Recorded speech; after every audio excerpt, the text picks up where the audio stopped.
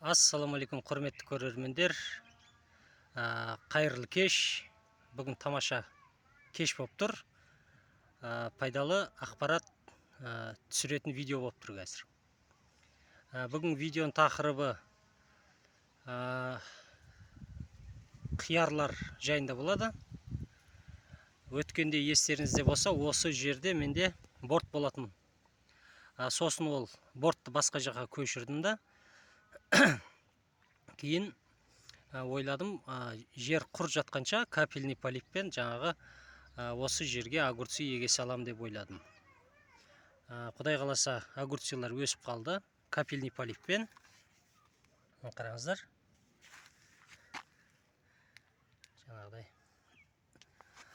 Енді менің өз ойым осыларға қосымша сұйық биогумус жасап, үй жағдайында полисту деп айтады, жапырақтан шашу. Солай шашып, қоректендірсем, сол дұрыс болатын шығар деп ойлап жатырмын. Себебі, егер өсімдік жаңағыдай витамин барлық жеткілікті боп, дені сау боп өсетін болса, онша-мұнша ауруларға, өсімдіктер ауырады өз негізі, соларға төтеп береді деп ойлаймын. Мықты болса көп өнім салады, сол себепті осы полисту мен осыны қоректендірсем ба деп жатырмын. Ол үшін мен жаңағы қазір шұбалшандарға ұрлыққа түсем. Биогумус маған осындай бір кішкентай шелегім бар. Жаңа бортымның үстін айырмен осай жаңағыда ауа кіргізіп істеп шықтым осы төбе жағын. Әжептеуір престеліп қалған екен. Су шашқаннан болады, басқа да өздерді ары бер жүріп престеп тастайды. Жарайды. Ол үшін мен былай қылам. Қазір шлакоблокты осылай жылжытамын.